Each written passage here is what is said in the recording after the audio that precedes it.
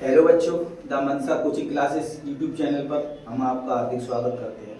आज देखो रेशियो का अगला लेक्चर और ये मोस्ट इम्पोर्टेंट टॉपिक है। इसका सवाल निश्चित कंपटीशन एग्जाम में आता ही है। देखो मैं आपको इस क्वेश्चन से पहले कुछ रेशियो के बारे में बेसिक चीज बता दूं। देखो रेशियो का मतलब क्या होता है।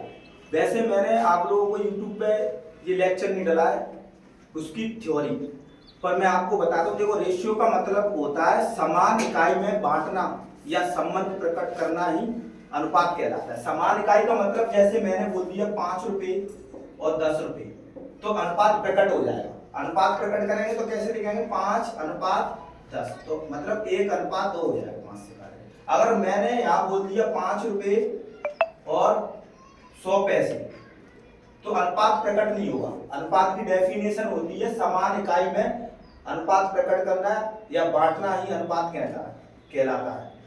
अब देखो, अब इसी बेस पे अपना ये सवाल होंगे। बस फर्स्ट डेफिनेशन अनुपात की आ गई तो ये सवाल होंगे, ये मोस्ट इंपोर्टेंट है। इसमें क्या है, अपन अनुपात को परिवर्तित करके तुलना करेंगे। देखो निश्चित राशि को पकड़ेंगे। इसमें वर्तमान वेतन का योग दिया 8320। पहले इस क्वेश्चन को पढ़ो, ये मोस्ट इंपोर्टेंट है। हर बार एक सवाल मिलेगा ही। और नेक्स्ट थोड़ा कैलकुलेशन भी रहती है इस सवालों पर, जल्दी कोशिश करेंगे बनाने की। देखो एक वर्ष पूर्व राम तथा गोपाल के वेतन का अनुपात 3:4 था। पिछले वर्ष तथा इस वर्ष के उनके व्यक्तिगत वेतन का अनुपात क्रमशः 4:5 तथा 2:3 है। उनके वर्तमान वेतन का योग 8,320 रुपए है। तो राम का वेतन अब कितना है।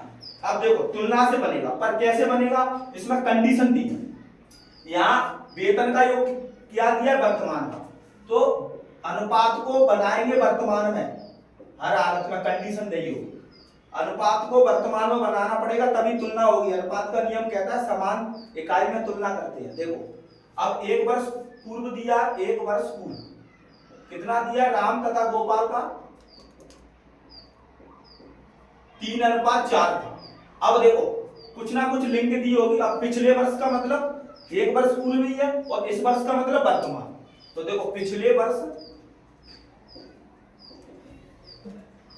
और वर्तमान, पिछले वर्ष का मतलब एक पूर्व मान लो, एक वर्ष पूर्व, इसका मतलब यही होता है एक वर्ष पूर्व। देखो इधर कितना दिया, क्रमशः दिया व्यक्तिगत राम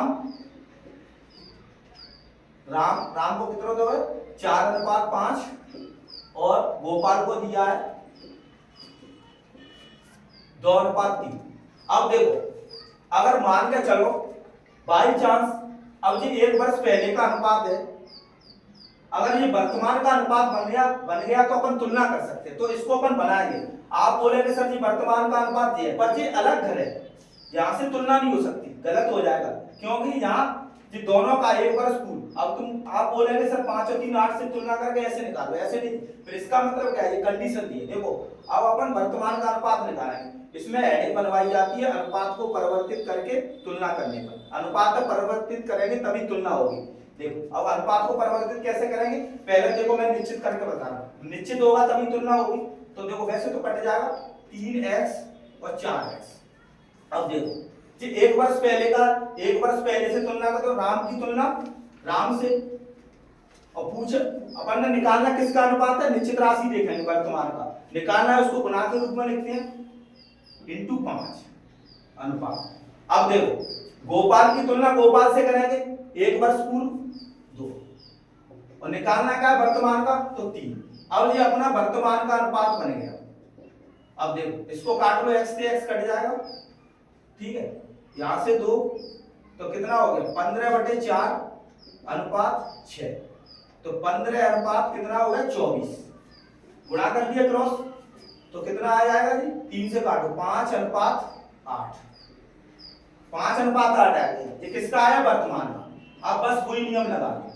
इसका मतलब क्या हुआ, आपको निश्चित राशि के हिसाब से अनुपात परिवर्तित करना पड़ेगा तभी तुलना कर पाएंगे। अब देखो दिया है उसकी तुलना उससे करने में, पूछा है उसको गुणा के रूप में लिखते हैं क्योंकि ये वर्तमान का अनुपात बन गया। तो इधर कितना हो गया टोटल 13।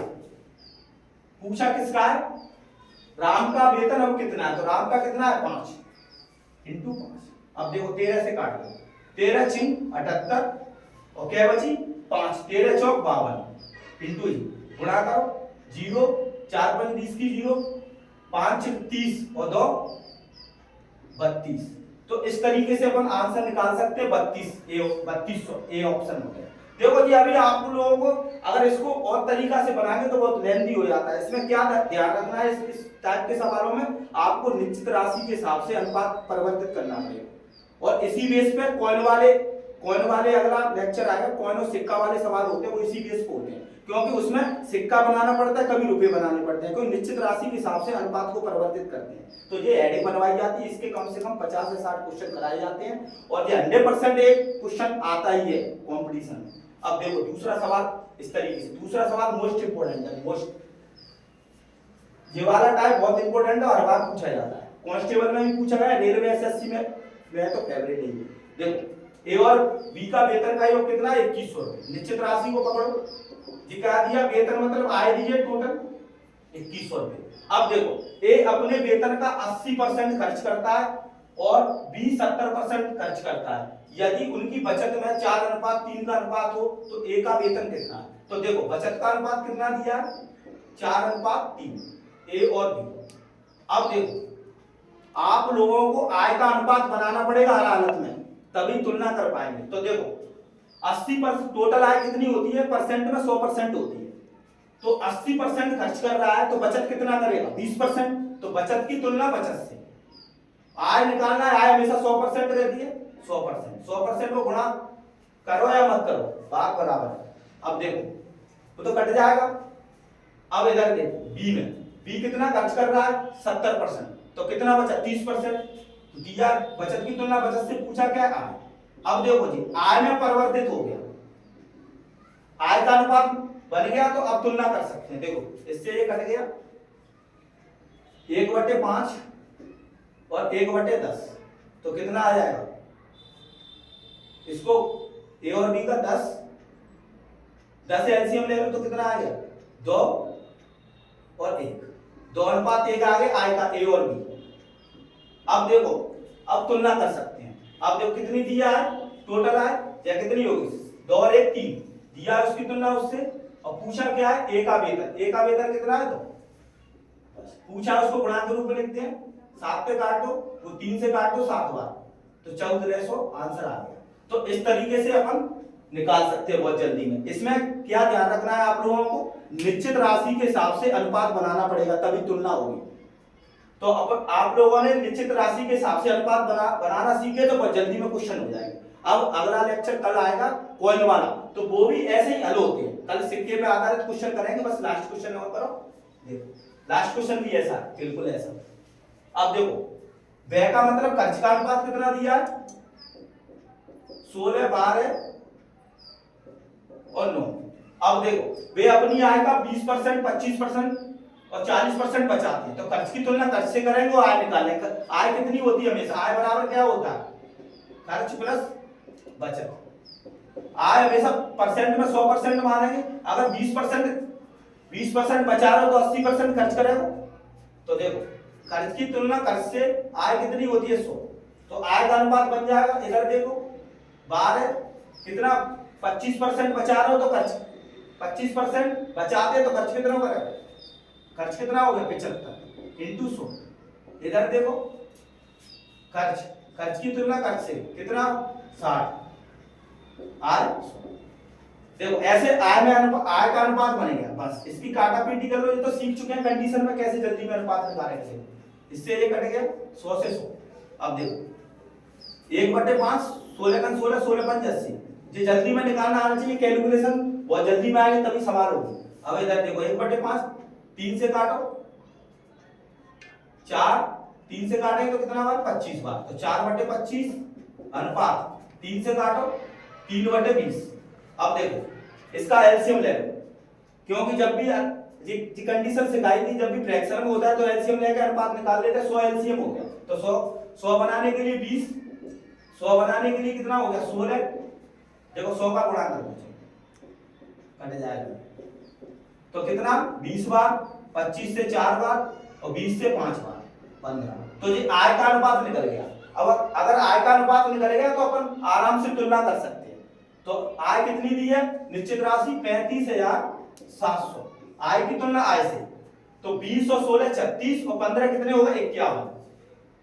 ठीक है, 51 हो गए। अब देखो आया, अब क्या पूछा? बी की आय पूछते हैं, उसको हमेशा गुणा के रूप में लिखते हैं, गुणा 16। अब इसको काटा पीटी कर लो, आंसर जल्दी निकल जाएगा। देखो 3 से कट रही है, 3 से काटो, 3 से 17 बार, 3 एकम 3, 3 एकम 3, 3 27। अब 17 सत्य कितने होते हैं? 17 सत्य 119, 700 गुणा 16, 716 सत्य 112, तो कितना आंसर आ गया? 112 और डबल जीरो 11,010 है। तो इस तरीके से अपना ऑप्शन कौन सा होगा? B option.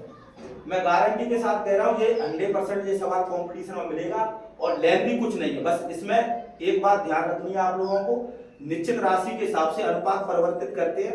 इस टाइप के सवाल पूरे बन जाएंगे और कल अगला टाइप आएगा सिक्के पर आधारित क्वेश्चन और इसी बेस पे बनता है, अनुपात परिवर्तित करेंगे निश्चित राशि के हिसाब से बस। और आप लोगों को वीडियो अच्छा लगता हो तो शेयर, लाइक एंड शेयर करो और the Mansa coaching classes YouTube channel को आप सब्सक्राइब कर सकते हैं। ऐसे ही रोज वीडियो आते रहेंगे। और देखो मैं आप लोगों को 100% कह रहा हूं, अगर आप लोग लगातार क्रम से वीडियो देखेंगे तो आप लोगों को निश्चित फायदा होगा और जल्दी में आंसर निकलेंगे, ये 100% गारंटी इस बात की। और धीरे धीरे आप लोगों के लिए एक या 2 महीने के अंदर सब कुछ व्यवस्था हो रही है ऑनलाइन में, धीरे धीरे होगी। Thank you.